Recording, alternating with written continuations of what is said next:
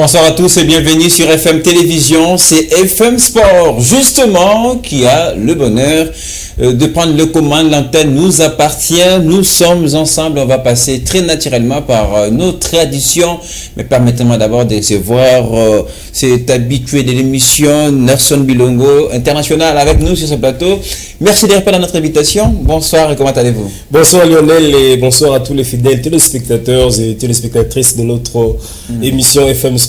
Donc tout le plaisir pour moi de retrouver encore. Absolument. On va rappeler quand même, ça fait beaucoup de temps et là vous revenez. Quel bonheur pour nous, mais surtout pour les téléspectateurs qui nous regardent. Ouais, exactement, ça c'est notre maison. Donc quand l'invitation se présente, on doit toujours répondre favorablement. Tout à fait. Nelson Bilongo, merci infiniment d'être avec nous. On va voir ensemble évidemment les titres à la une de votre émission. Éliminatoire mondial 2026, les Léopards de la République démocratique du Congo dans l'attente du verdict de la CAF dans l'affaire des litiges les opposants au Soudan, la RDC dans l'espérance après avoir gagné quelques places en Afrique, le classement FIFA. On en parlera évidemment au cours de cette émission. Interclub de la CAF 2024-2025, la République démocratique du Congo et ses représentants, c'est désormais officiel. Mazembe Maniema Union en Ligue des Champions, Lupopo EV Club joueront la Coupe de la Confédération. Est-ce une bonne représentation pour le football congolais la saison prochaine? Les précisions, les détails sont à suivre également au cours de cette émission. On va passer très naturellement, je l'ai dit en amorce, par nos traditionnelles rubriques, les triples sur une question d'actualité. Avant de terminer avec les temps additionnels, ça sera évidemment à notre invité de faire l'émission. Donc Benjamin m'a aidé à préparer l'émission. Il y a beaucoup autour de l'actualité. Évidemment, on fera les points avant de terminer cette émission. Puisque c'est FM Télévision, c'est FM Sport, Lionel Sumic, Nelson Bilongo, les débats sont ouverts.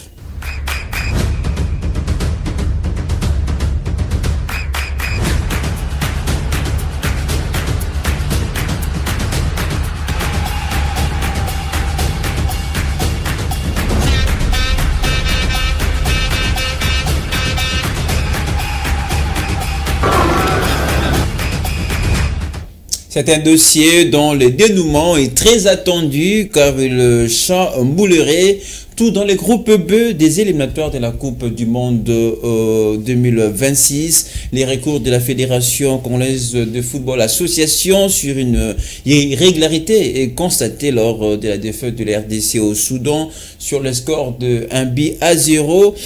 On va évidemment faire le point autour de ça puisqu'il y a de l'espoir pour le Congolais. On va remonter les temps. C'était le 19 novembre 2023. La RDC jouait à l'occasion de la deuxième journée après sa victoire contre la Mauritanie ici à Kinshasa. Une question, est-ce que avec tout ce qui se passe, c'est vrai à certains moments on ne savait plus grand chose sur les dossiers et soudainement les dossiers revenaient à une vitesse. Est-ce qu'on peut dire clairement, Nelson Bilongo, la RDC se dirige vers une victoire judiciaire?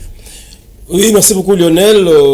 C'est une très bonne question. C'est aussi une préoccupation de tous les Congolais. Mais moi, je pense qu'il ne faut pas d'abord, comme on dit, chanter la victoire avant la guerre. Parce que le dossier aussi peut rebondir à tout moment. Vous savez, c'est un dossier où j'avais suivi d'abord M.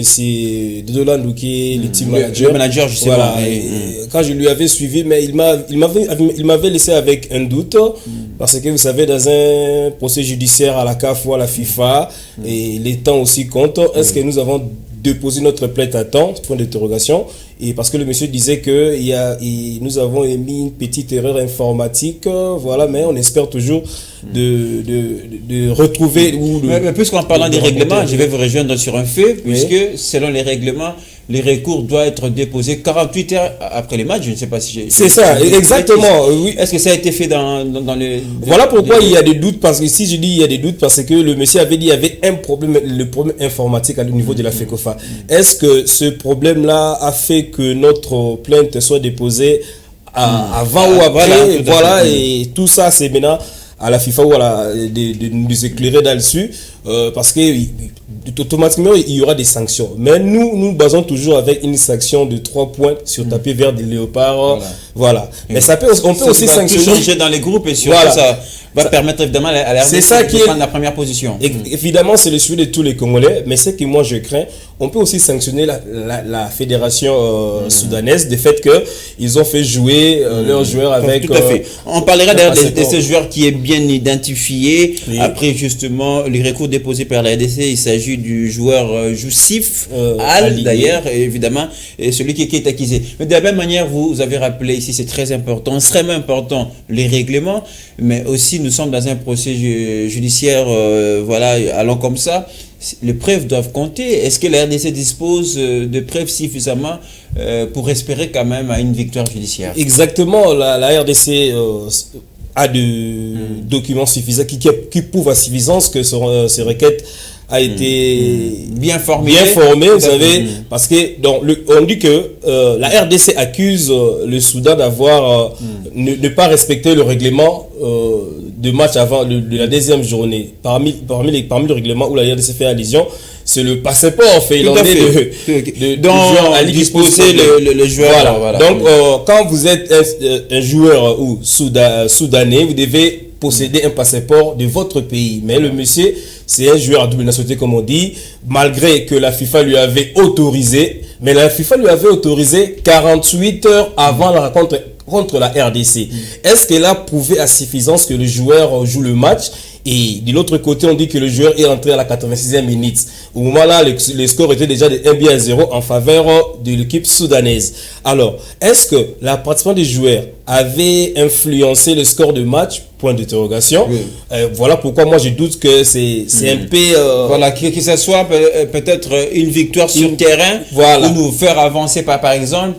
Ou peut-être c'est la fédération soudanaise qui est coopérée, je ne sais pas, peut-être une sanction par rapport à cette imprudence. Oui, mais parce que d'abord, on est dans la première instance. Si on dit que la RDC tombe victorieuse dans ces cas, peut-être la fédération soudanaise peut aussi trouver des recours, voilà, pour trouver aussi juste des causes. Donc c'est là que le bas blesse. Moi je crois que c'est un dossier où il y a à boire et à manger. Donc c'est un autre dossier. Nous espérons dans les cas congolais, parce que nous avons des preuves suffisantes. Mais c'est que moi je crée, comme je disais au début, est-ce que nous avons déposé notre plainte à temps? Voilà. Parce que si vous avez dépassé aussi les délais, ça peut aussi poser préjudice. Mais déjà, dans la mesure où la CAF ne s'est pas encore prononcée, c'est peut-être dans l'espoir de dire voilà, notre plainte est recevable. Oui. Voilà. Moi, je crains que ça soit non fondé, mais déjà, le fait que c'est recevable jusque-là, donc peut-être qu'il y a de l'espoir. Venons là où ça fait battre le cœur de Congolais. En quoi cette victoire judiciaire serait profitable à la RDC, puisqu'on rappelle, nous sommes là dans les groupes B. Le Soudan est en tête avec 10 points, suivi du Sénégal, et la RDC occupe la 3e position avec 7 points. En quoi ça peut être bénéfique pour la RDC, cette décision judiciaire? Mais nous serons si le automatiquement avec 7 points, la RDC, oui, on va atteindre le 10 points, et le Soudan va lui retracher de 3 points, il va retrouver encore le 7 points. Donc, sans compter l'amende qui sera infligée à la fédération soudanaise. C'est un avantage pour la RDC s'il gagne sur tapis vert, et ça serait bénéfique pour nous donc de trouver gain de cause dans ces dossiers. C'est le souhait de tous les Congolais, comme j'ai dit, mais ça reste encore à boire et à manger dans ces dossiers. Tout à fait, puisqu'il y a beaucoup de choses à se faire, même si allons dans ce sens, on retranche des points au Soudan en faveur de l'RDC, mais nous aurons des matchs à négocier ici oui. Ça sera à Kinshasa où nous jouerons les Sénégal, mais aussi les Soudan qui sont nos poursuivants, nos concurrents directs. C'est très important, donc un petit peu laisser concentrer sur l'RDG. Allez, voilà tout ce qu'on peut vous dire. On attend essentiellement la décision de la CAF, même si on va les rappeler, les léopards de l'RDC sont dans l'espérance évidemment de gagner un petit peu ces 3 points précieux. Allez, on continue, on va continuer à parler de l'RDC.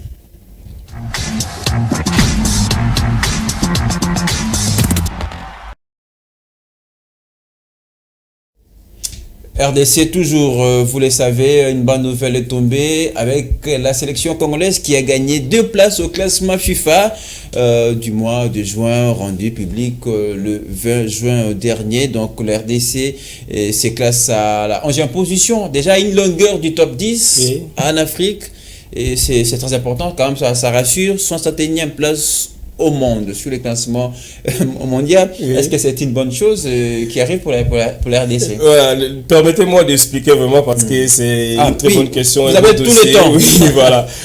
Moi, normalement, le classement FIFA, moi, ça me dit absolument rien parce que c'est un classement qui est basé sur la performance de l'équipe nationale senior, comme on dit.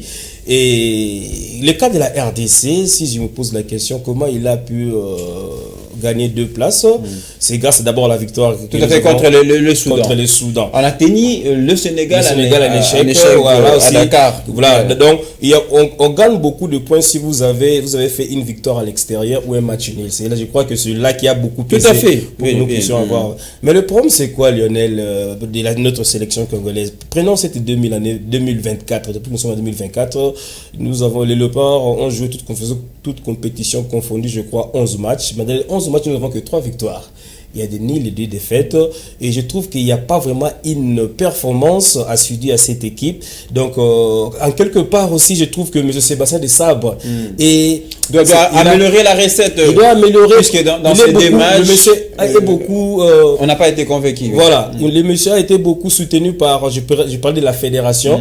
Vous savez, si nous étions qualifiés à la CAN, c'est grâce à Tapis Vert, le même sujet que nous parlons. Nous avons pris le 3 points de la Mauritanie. Donc, ce n'est pas un effort exceptionnel. La victoire qu'on a aussi réalisée, soyons quand même réalistes. Oui, je n'en disconviens pas. Oui, la victoire à domicile ici, et puis tout ce qu'on a fait. Lionel, nous sommes la République démocratique, nous sommes le Léopard. Nous avons 2 étoiles de la CAN. Nous avons deux étoiles du Chat. Nous sommes un pays de football. Donc, quand nous avons un sélectionneur, le monsieur doit comprendre qu'il est dans un pays de football où il y a des grandes stars qui ont succédé et nous devons retrouver notre top. Nous sommes dans les top 5, n'oubliez pas. Mais attendez, n'oubliez pas que Sébastien Desabre a trouvé la RDC dans un vaste chantier qui est en train de remobiliser. Voilà pourquoi c'est avec le temps. Il a d'ailleurs un long projet avec on va rappeler lui qui a prolongé son contrat avec la RDC. Voilà pourquoi nous devons toujours le booster, le critiquer pour qu'il fasse un bon travail. Vous connaissez, je parle de Florent Ibenge, s'il avait connu une chute quelque part parce qu'il y avait trop de gloire autour de lui. On ne voyait pas ses défauts, on ne voyait que de qualité. Et c'était, je dirais en quelque sorte, c'est pas bien pour un entraîneur de toujours baser sur ses qualités. On doit se focaliser beaucoup plus sur nos horaires, sur nos défauts pour que nous puissions améliorer le niveau. J'ai une question dans l'ensemble de ces matchs. Le Nil obtenu à Dakar contre le Sénégal et puis la petite victoire contre le Togo, même si le jeu n'était pas plaisant, tout ça, on les reconnaît. Desabre a dit à la fin, c'est les résultats qui comptent. Pensez pas vous qu'il faut peut-être s'inscrire à ce sens-là, même si on ne joue pas bien, mais que les résultats vont avec nos objectifs. Lionel, moi je crois que quand on dit que les résultats doivent compter, peut-être on compte sur la chance et non sur la qualité ou la capacité de l'équipe. Nous avons mal joué. Tous les Congolais reconnaissent que nous avons mal joué et nous avons remporté ce match grâce à la chance, disons en quelque sorte. Mais n'oublie pas que la chance, elle est toujours les gens qui travaillent bien. Oui, je n'en disconviens pas, mais nous devons améliorer beaucoup de choses. Nous devons travailler beaucoup de compartiments pour que cette équipe trouve une homogénéité. Nous avons joué à domicile, mais nous avons joué à domicile pas un jeu satisfaisant. Il y avait trop de déchets, Lionel.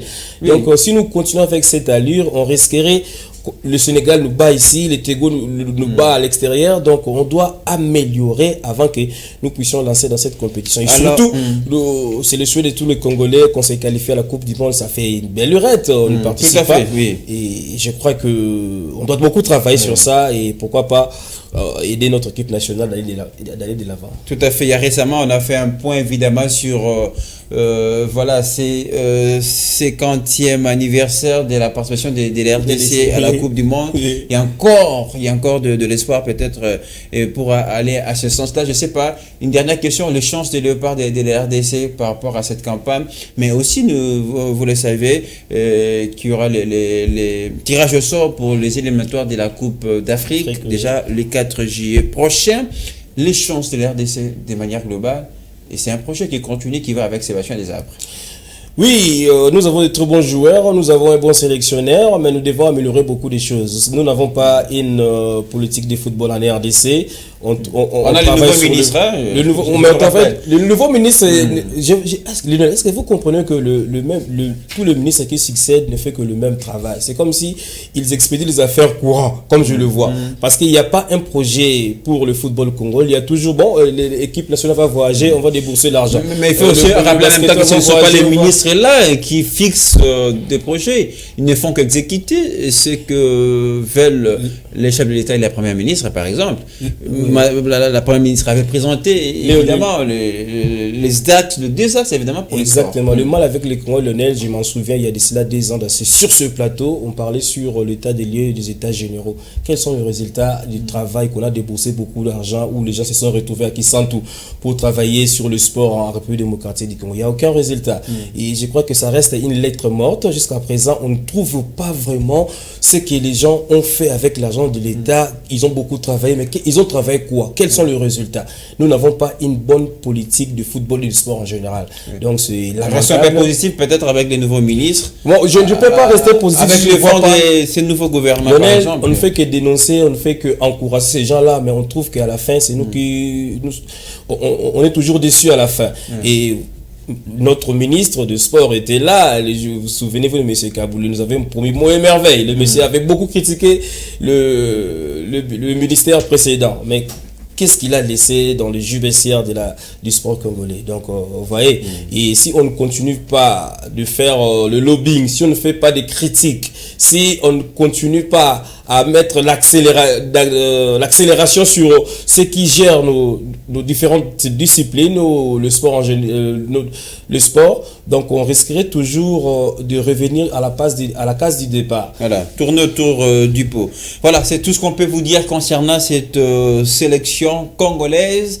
Eh bien, on va se retrouver la semaine, ça sera déjà la semaine prochaine pour ce tirage au sort. Il y a beaucoup d'intérêt évidemment pour cette équipe réalisée, surtout pour les éliminatoires de la prochaine Coupe d'Afrique des Nations. On va un petit peu aborder le football congolais, mais avec ses représentants aux prochaines interclubs de la CAF.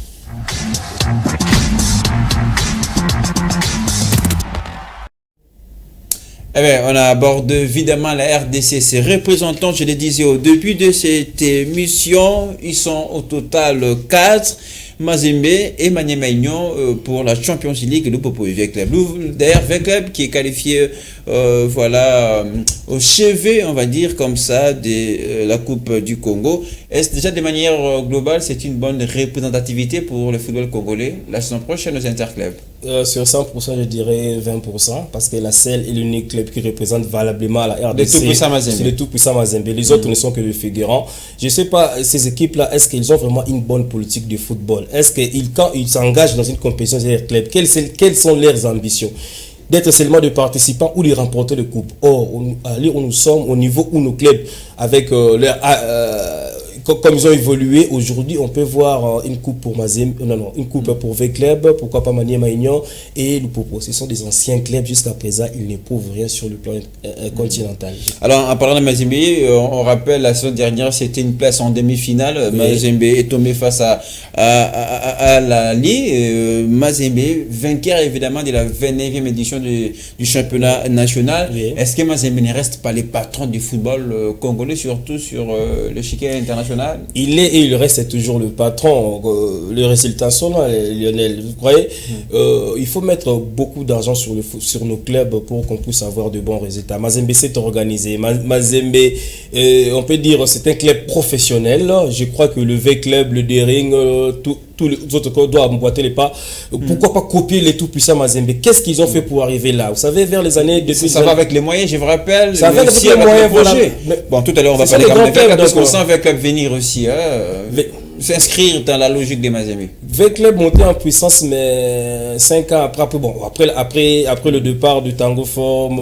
On parlera des V-Club. Je voulais qu'on termine d'abord avec Mazembe. Cette équipe de Mazembe, pensez-vous vraiment qu'elle sera encore à la hauteur pour la saison prochaine? Je ne pense pas, parce que... Avec la Mindia et toujours... ils sont en train de reconstruire encore l'équipe. Vous savez, une équipe en reconstruction. il y a toujours beaucoup de choses. Il faut que le Mojito encore revienne à l'équipe. Donc ça sera un peu, je trouve, un peu difficile. Mais je crois que s'il y a des cadres qui vont rester, parce que jusque-là, rien n'est encore fait, s'il y aura des cadres qui vont rester, ça serait mieux avec les jeunes qui vont venir, de travailler ensemble pour qu'on garde le même. En tête avec Lamine Ndiaye, c'est le patron. Oui, c'est le patron. Oui, le monsieur a redoré le blason de tout puissant Mazembe, parce qu'il y avait, à un certain moment, Mazembe commençait à faire ses descentes aux enfers. Et grâce à Lamine Ndiaye, à son retour, Mazembe voilà, il a retrouvé le chemin de gloire. Voilà, tout à fait. Alors, Mazembe ne sera pas seul en Ligue des Champions pour représenter la RDC. Il y aura par exemple Maniema Union. Moi, je voulais quand même qu'on reste un petit peu sur cette équipe de Maniema Union qui nous a donné une très bonne saison avec le championnat national, qui a titulé, qui a battu même Mazembe, dont on a parlé tout à l'heure.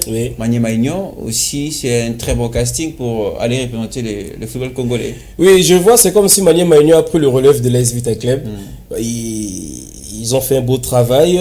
Je crois que Charles Massou ne peut pas me contredire, mais voilà, ils sont dans une bonne allure. Je crois que c'est un club avec le moyen qu'on va mettre en place. Ils peuvent peut-être mettre leur nom sur le plan continental. Et surtout, parce qu'on rappelle leur expérience en Afrique, et petitement.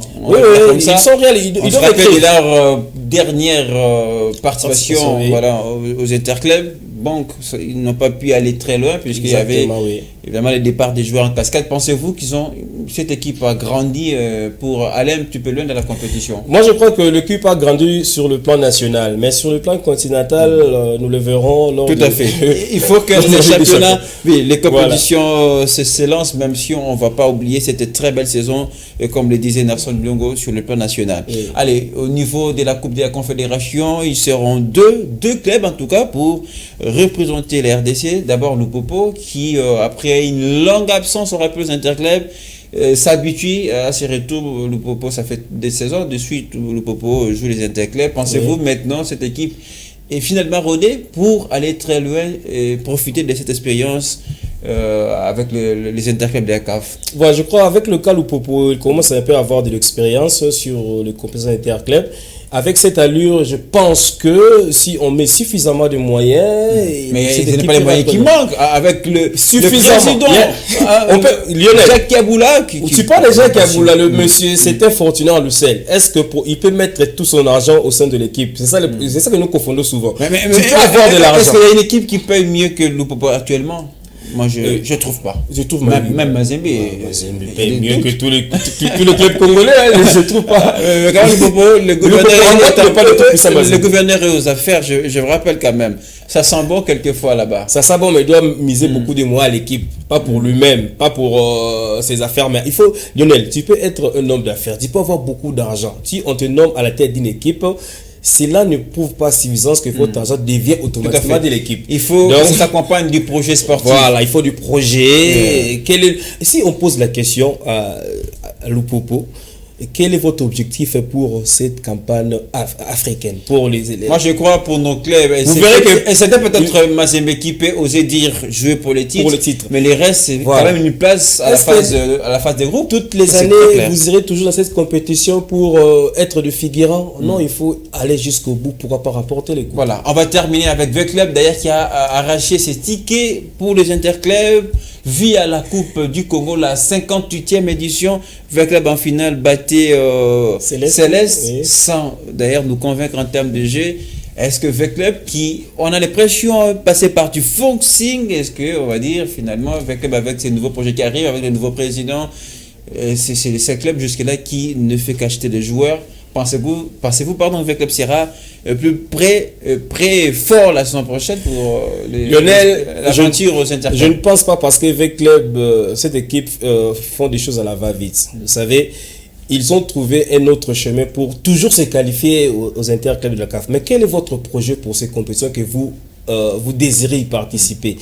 Ouais, c'est ça aussi qui pose problème. Il ne faut pas seulement être de figurant. Il faut aller pour remporter les titres. Mais je me rappelle, V Club, c'est le nouveau projet qui commence avec les Turcs, on va dire. Le nouveau président qui arrive. Il faut peut-être du temps, mais déjà, puisqu'on le disait, l'effectif faisait problème, il n'y avait pas de joueurs de qualité, etc. Il y avait tout ça. Est-ce que déjà avec l'achat des joueurs, V Club sera plus prêt? Oui, peut-être prêt, mais Lionel, les cas V Club me font beaucoup rire, vous savez. Si, c'est bon, ce sont des suppositions. Si Mazembe n'était pas élu, il n'était pas disqualifié dans la Coupe du Congo. Vous voyez le sort du V-Club. Ouais, parce que jusqu'à présent, cette équipe, c'est comme si on construit cette équipe seulement, il trouve du moins pour battre Mazembe. Ça ne peut pas être le cas. Il faut viser plus loin. Sauf que Mazembe, c'est comme. C'est quand même normal. C'est normal. C'est le meilleur club. C'est le souhait de tout avec les biens de battre cette équipe, mais il faut voir plus loin. Dans la Coupe de la Confédération, Mazembe ne sera pas là. Alors, fournissez des efforts pour arriver en finale comme vous avez fait dans les années précédentes. C'est ce qui est heureusement en train d'être fait avec donc, c'est un projet. Le projet prend toujours du temps. Le recrutement des nouveaux joueurs. Les recrutements des nouveaux joueurs, quand vous constituez une équipe, il faut attendre quelques années pour avoir l'homogénéité au sein de l'équipe. Tout ça prend du temps. Je ne pense pas qu'en un seul coup comme ça, vous allez maintenant rapporter les coups. Parce que le souhait de tout V-Club, c'est de rapporter les titres. Avant de terminer, il y a une question évidemment qui fait mouche. En parlant de V-Club, c'est son entraîneur. Est-ce qu'il faut qu'il reste? Est-ce que c'est lui l'homme qu'il faut mettre à sa disposition, ses moyens, ses nouveaux joueurs, le projet V-Club? Le projet V-Club, j'ai observé cet entraîneur l'année qui vient de s'achever, mais je n'ai pas trouvé un jeu flambant au sein de l'SC Vita Club. J'ai vu des victoires de V-Club toujours difficilement.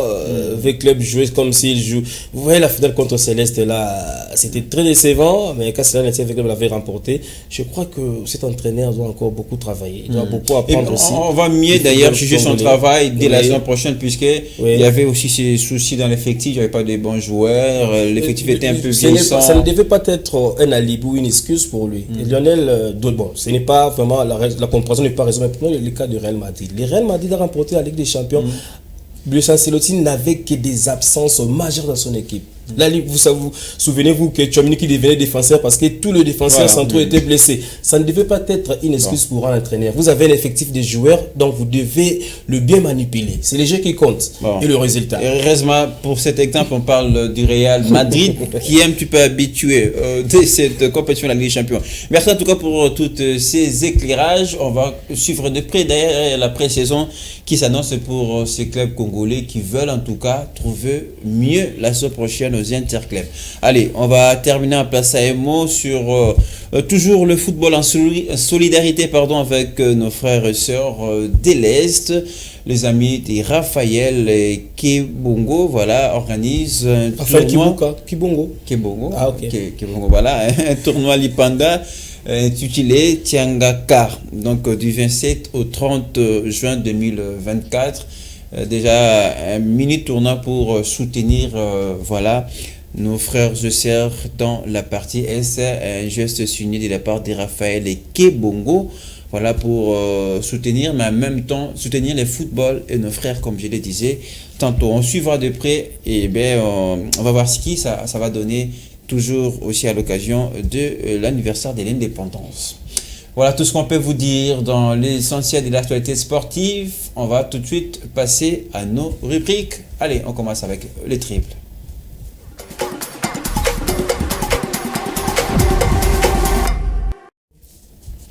Le triple, une question d'actualité pour Naxon Bulongo. On parle évidemment des héros 2024. Ils sont nombreux évidemment à décrocher leur ticket pour la qualification à la 8e de finale. La France, l'Allemagne, l'Espagne, le Portugal, l'Angleterre. Lesquels les favoris, monsieur? Toute l'équipe que vous avez cité sont des favoris. C'est une question difficile à répondre. Hein. Je trouve que mais moi, il y a la qualification difficile de la France, sans convaincre, qui a fini en dernière position. L'Allemagne également, qui a failli perdre aussi. L'Espagne, qui a fait 9 sur 9. Le Portugal aussi. Le Portugal, oui. Je crois que, je trouve l'Espagne une équipe en reconstruction, mais qui... Avec des jeunes, Lamine Yamal d'un côté, mais je crois que l'expérience du Portugal compte parce que là-bas, il y a des vrais dinosaures. Avec Cristiano Ronaldo qui n'a pas encore marqué. Mais qui fait marquer les autres. D'ailleurs, le meilleur buteur de la compétition. Voilà. Non, meilleur passeur, meilleur buteur, voilà. Évidemment, de la compétition. L'Angleterre, avec cette crème, on va parler Bellingham, voilà. Phil Foden, devant il y a Harry Kane, le capitaine, est-ce que l'Angleterre ne va pas surprendre, justement? L'Angleterre, il y a un problème d'homogénéité dans cette équipe. Il y a des noms, des grands joueurs qui sont là, mais jusqu'à présent, ils nous ont montré bon jeu lors du premier match. Bon, jusqu'à présent, ils marchent un peu à pas de tortilles. Et méfiez-vous, les équipes qui commencent comme ça finissent toujours par être dans les carrés finales. Alors, allez, ça va se décider dans les prochains jours, puisque déjà dans quelques jours, il y aura le coup d'envoi ces deuxième tour de huitième de finale. Donc, on va suivre de près. On va terminer avec les temps additionnels. Ça sera à Narsson Bilong de faire l'émission.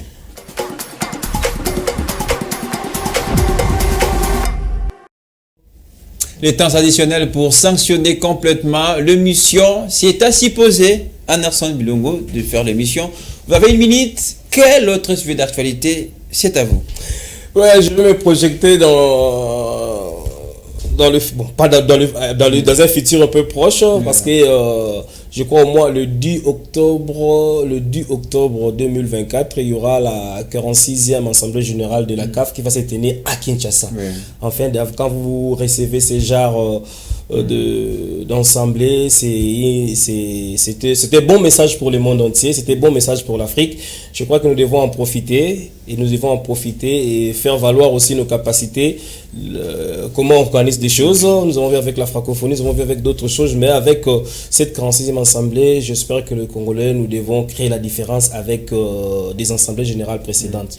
Mais il y a ça d'un côté, mais de l'autre côté, il y a aussi cette volonté, les Congolais veulent qu'il y ait des élections à la FECOFA, avoir de nouveaux dirigeants. Oui, là-bas, jusqu'à présent, on continue toujours de modifier des textes, parce que voilà, les élections deviennent hypothétiques. Voilà. Les textes étaient sur mesure sur quelqu'un, mais aujourd'hui, je crois, récemment aussi, on veut de modifier quelques articles. On dit toujours d'aménager vraiment pour que nous puissions avoir de bonnes élections. Donc, il faut que le règlement soit bien établi, Lionel. En vous entendre dire, vous restez confiant finalement qu'il y aura ces élections en tête de la fédération. Exactement, il y aura des élections. Merci l'international Narsson Bilongo pour ces belles analyses, l'éclairage surtout apporté autour des sujets sportifs, autour de l'actualité. Merci d'être passé. Merci, c'est à moi de vous remercier. Vous faites bien ce que vous avez à faire.